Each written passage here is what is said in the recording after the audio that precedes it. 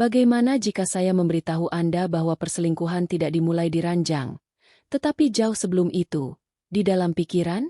Dan bagian yang paling mengganggu, perselingkuhan meninggalkan tanda-tanda yang begitu jelas sehingga siapapun bisa melihatnya, kecuali pria yang menolaknya. Hari ini, saya akan menunjukkan cara mengurai sinyal-sinyal tersembunyi tersebut dan mengenali pengkhianatan dalam hitungan menit, bukan melalui intuisi, tetapi melalui psikologi dan kesadaran stoik. Tetaplah bersama saya sampai akhir, karena setiap petunjuk terhubung ke petunjuk berikutnya, seperti potongan-potongan puzzle.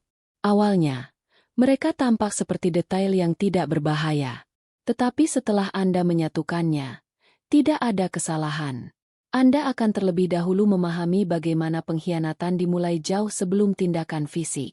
Kemudian, Anda akan mempelajari 6 tanda psikologis yang diabaikan kebanyakan pria. Dan akhirnya, Anda akan mengungkap kesalahan fatal yang dapat merugikan bukan hanya hubungan Anda, tetapi juga harga diri Anda. Tetaplah bersama saya sampai akhir, karena kebenaran terakhir adalah apa yang hampir tidak seorang pun katakan kepada Anda, dan itulah yang membebaskan Anda.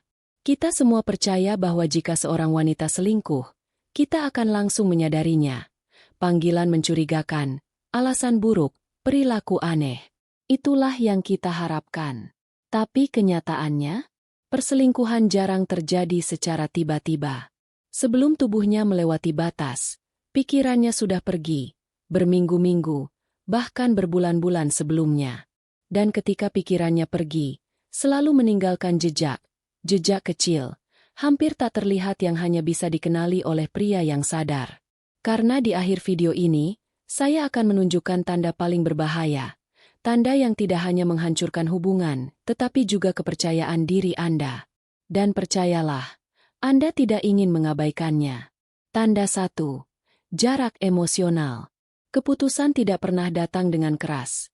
Ia memudar perlahan, seperti lilin yang kehilangan nyalanya. Dia tidak lagi membalas dengan hangat. Dulu dia menertawakan leluconmu. Sekarang dia hanya tersenyum sopan. Matanya tidak lagi menatapmu, melainkan menatap menembus dirimu. Dan itu karena, secara emosional, dia sudah berada di tempat lain. Psikologi murni. Wanita hidup melalui emosi. Untuk membenarkan pengkhianatan, dia harus terlebih dahulu melepaskan diri darimu secara diam-diam. Itu bukan intuisi, melainkan pola yang dapat diprediksi. Tanda 2. Waktunya menjadi misteri. Tiba-tiba, jadwalnya padat. Pertemuan yang belum pernah ada sebelumnya. Teman baru yang belum pernah Anda dengar. Tugas tak berujung yang tak masuk akal. Hati-hati, dia tidak selalu berbohong secara langsung. Dia hanya mengatur ulang detail. Frasa seperti, ponselku mati. Aku lupa waktu. Aku hanya butuh ruang. Kedengarannya polos, tetapi ketika diulang, membentuk pola. Pria yang tabah tidak menuduh, tidak memata-matai. Dia mengamati dan menunggu. Karena apa yang terjadi selanjutnya bahkan lebih menyakitkan. Tanda 3. Ponsel yang dijaga. Tempat penyimpanan suci barunya. Dulu, dia membiarkannya tergeletak begitu saja. Sekarang, dia menjaganya seolah-olah ponsel itu berisi rahasia pemerintah. Selalu tertelungkup. Selalu diam. Digenggam erat seolah ponsel itu bagian dari tubuhnya. Setiap notifikasi menyinari wajahnya, tapi dia tak ingin kau melihatnya. Dalam psikologi, tuntutan privasi yang tiba-tiba ini merupakan indikator kuat adanya perpindahan emosi. Cobalah tes sederhana. Mintalah untuk meminjam ponselnya dengan santai, tanpa curiga. Perhatikan reaksinya. Jika dia bereaksi seolah-olah kau baru saja menarik pin granat, itu bukan imajinasimu. Tapi jangan pergi dulu, karena yang terjadi selanjutnya bukan sekadar bersembunyi, melainkan manipulasi mental. Tanda 4. Gaslighting dan permainan psikologis. Ketika dia melewati batas, dia seringkali tak sekadar curang, dia mulai membentuk ulang realitasmu. Dia menyebutmu paranoid, tak aman, dan suka mengontrol. Dia mengubah keraguanmu menjadi kekuranganmu. Inilah gaslighting. Tujuannya adalah membuatmu meragukan diri sendiri, membungkam nalurimu. Jadi, Saat dia mengirim pesan kepada orang lain di tengah malam, Andalah yang meminta maaf karena telah curiga. Ini permainan yang paling rumit. Anda tidak hanya kehilangan hubungan, Anda juga kehilangan akal sehat. Dan tanda berikutnya akan mengejutkan Anda, karena terkadang, pengkhianatan berkedok kasih sayang. Tanda 5. Kasih sayang yang tiba-tiba berlebihan. Setelah berhari-hari bersikap dingin, dia tiba-tiba menjadi pasangan yang sempurna. Penuh kasih sayang, perhatian, penuh kejutan. Pesan-pesan manis, makan malam romantis, hadiah tak terduga. Rasanya seperti gairah, tapi bukan. Rasa bersalah yang tersamar sebagai cinta. Psikologi menyebut ini penyeimbangan emosional. Ketika rasa bersalah menyerang, dia mengimbanginya dengan kasih sayang yang berlebihan untuk menenangkan hati nuraninya.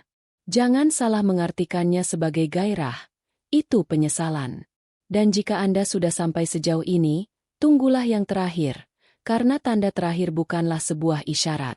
Itu adalah rencana keluar yang dipersiapkan dengan matang sebelumnya. Tanda 6. Putus cinta yang direncanakan. Setelah dia selesai denganmu, dia jarang langsung pergi. Dia lebih suka kamu yang mengakhirinya, agar dia tidak perlu menanggung rasa bersalah. Jadi dia mulai menyabotase hubungan. Perdebatan terus-menerus, kritik tanpa henti, penarikan diri secara emosional. Frasa seperti, "Aku hanya butuh waktu. Aku merasa bingung. Bukan kamu, tapi aku." Itu langkah paling dingin, mendesakmu sampai kamu hancur, lalu berpura-pura menjadi korban. Pria pada umumnya memohon, berjanji untuk berubah. Pria yang stoik mengerti. Ketika seseorang ingin pergi, mereka sudah pergi, meskipun mereka masih di tempat tidurmu. Sekarang kita sampai pada kesalahan fatal, kesalahan yang lebih merugikanmu daripada pengkhianatan itu sendiri. Kesalahan terbesar bukanlah dia berbohong, melainkan kamu lebih suka mempercayai ilusi daripada menghadapi kenyataan. Kau berkata pada diri sendiri, "Dia tidak akan melakukan itu padaku." Kau mengabaikan apa yang sudah jelas, karena kenyamanan terasa lebih aman daripada kenyataan. Cinta mengaburkan akal sehat.